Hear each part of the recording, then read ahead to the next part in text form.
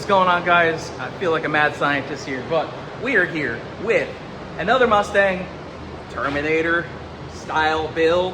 You guys know that we've been doing a lot of Mega Squirt and Terminator builds lately. This car, a little on the wild side. Goes with the wild hair, I guess. So right here we have a 99-04 Mustang GT. If you didn't see that already, you'd be like, oh, okay, you know, it's got some wheels, got some basic stuff. Well, this thing's gonna make like 25 to 30 pounds of boost. So it's gonna blow my hair even crazier. We got some 1-ethanol R in the tank. It's got a 3.3 upper 6-pound loader. We just installed a Mega Squirt, a AM X Series wideband, and a flex fuel sensor. Came in on 93, but I said, hey man, we're not gonna be doing anything with boost on 93.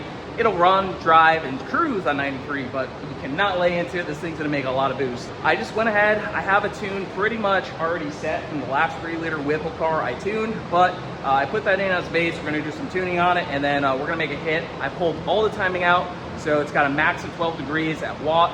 We're gonna make sure we got our air fuel mixture dialed in. We got ID 1300X injectors. We got an Aeromotive eliminator pump or something like that. Pretty big boy external pump. We're gonna see what this makes. This car is a little scary, not because I'm afraid of tuning it, just because it's rowdy. Fresh motor build, fresh trans build, everything's fresh on it. So we're hoping things go good. It has an oil pressure gauge too, and that has looked super healthy so far. So let's just get into it, I guess.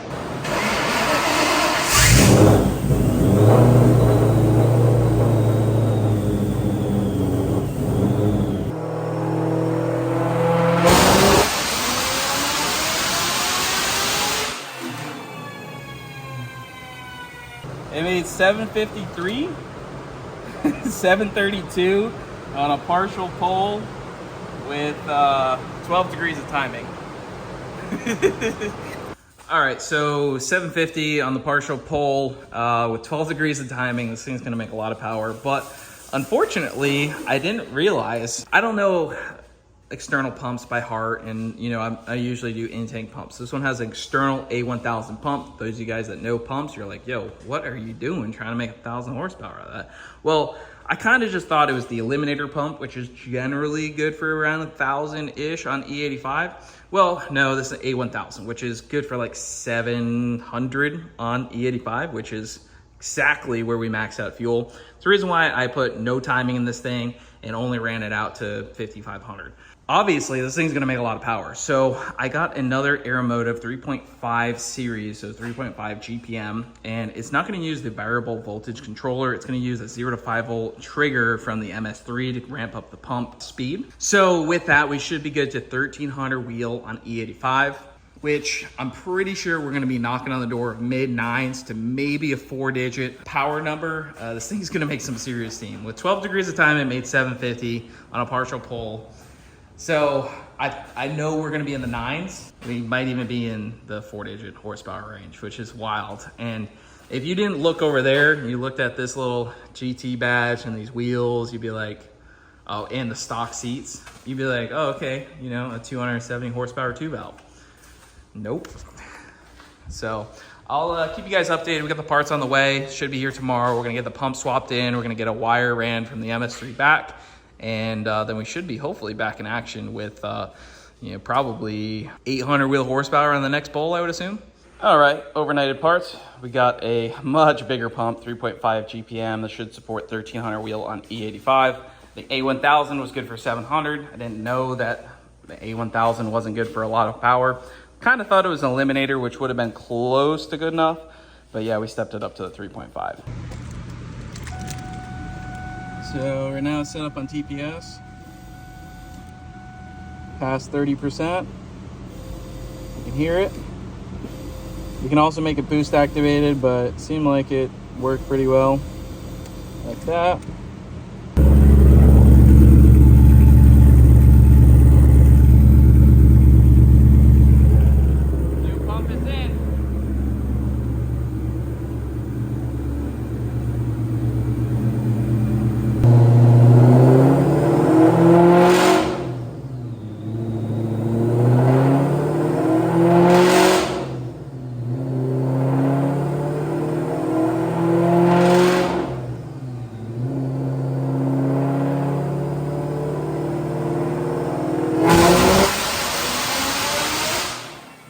All right, well, pump is definitely working.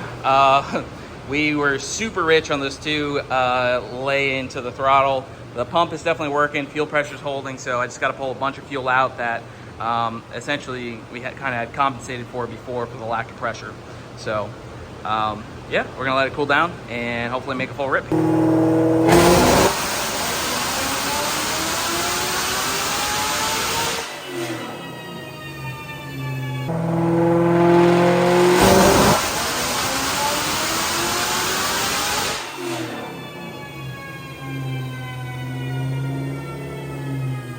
All right, we're icing down. Gonna go make some power.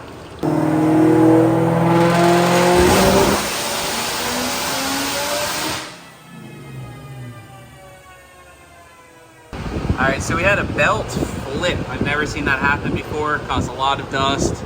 This belt's probably on its last leg.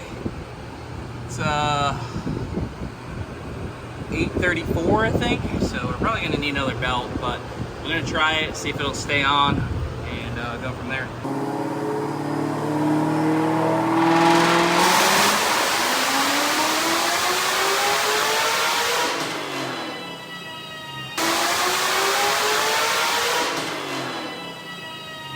All right, so you guys saw on that pole right there, it actually pressurized the coolant system. So I noticed a few things with this build, and it's definitely a learning lesson in the future when tuning some cars. And I didn't guide Pedro on building this car, but it's very easy to make some very simple mistakes, especially when building something for higher horsepower, like 800, 900, 1,000. You can build a car pretty easily with readily available parts to 700 horsepower, which is kind of what this car was built with. The A1000 pump was good for about 700. The head studs in the car were good for about 700. There's a few other little nuances that were just not quite up to the task. So what you saw in that last dyno clip is the head bolts are basically stretching, so the head's coming up. At the same time as the backfire and the exhaust, the coolant actually pops at the exact same time. That's because the head from the boost lifted up, and it's pressurizing the cooling system, and it sat back down, which was a good thing because we didn't get any water in the oil system, any water in the combustion chamber, and it didn't cause any damage other than pressurizing the cooling system.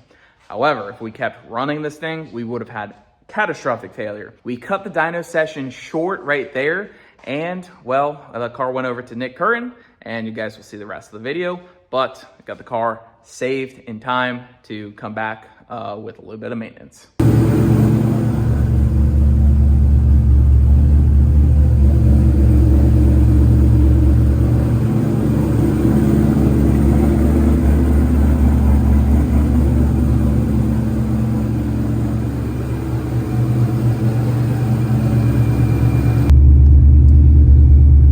So car is running pretty good. You can see we don't have any issues other than I think we're running into a problem with head bolt stretch, which this has the wrong head bolt size in it. We'll get more into that. Coolant temp's doing all right. MAT, the car's been running idling for a little bit.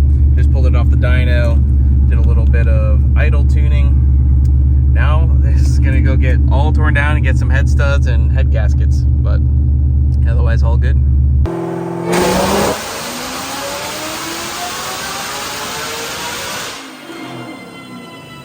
So I think I filmed initially when we first put the car on the dyno, and I guess we can talk about it a little bit later, but this car had the wrong head studs.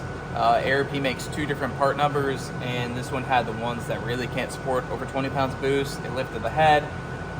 This car went over to Nick Curtin to get the engine out, engine basically fully rebuilt, and then it came back here, double crank keyway, fixed a bunch of different things, and we just laid down 895, 752. It's about 25 pounds of boost. Still an 8 rev belt system, so we're also running at the limit of that. We might go get some ice, maybe like ice it down, and it'll probably tickle that 9 number. Yeah. Because I think he wants to see something with a 9, so... I think a little bit of ice, probably get it like 9, 10. Yeah, ice is always good for a little bit, especially if you really ice it. Right, right. Like this is just, this was pretty cool. Like this was starting at like 100 degrees IAT2. Yep. But if we can get it down to like 30, 40, it's going to make 9, 10. Oh, yeah, for sure. I think that's the game plan. Other than that, I mean, it looks pretty good. We're going to put the horsepower juice up in this little tank right here. and we're gonna try to make 900.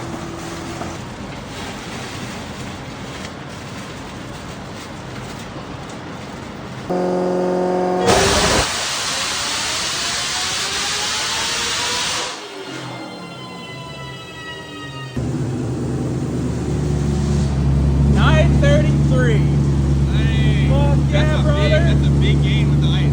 Dude, 3 bags of ice. Just add it in, right into your fuel tank. It'll be good. Don't do that. All right, guys, so there we have it. Pedro's car, 933 wheel horsepower, 25, 26 pounds of boost, 8-rib belt system on a built 4-valve. It's pretty awesome. Could we make 1,000 horsepower? Probably, but we're gonna get close to that limit on that 8-rib belt system. And he's got a few more things to tidy up on the car, and I hope he enjoys it. It's going back to Louisiana. So if you guys are enjoying the videos, if you guys want any tuning done or anything like that, just let me know. We tune a lot of Cobras remote. We also do a lot of Coyote stuff remote, and in person too. You can bring the car here, you can dyno tune it, do whatever, but I can also tune it remote, and I do a lot of those. A lot of 800-900 horsepower Cobras are tuned fully remote, which is amazing.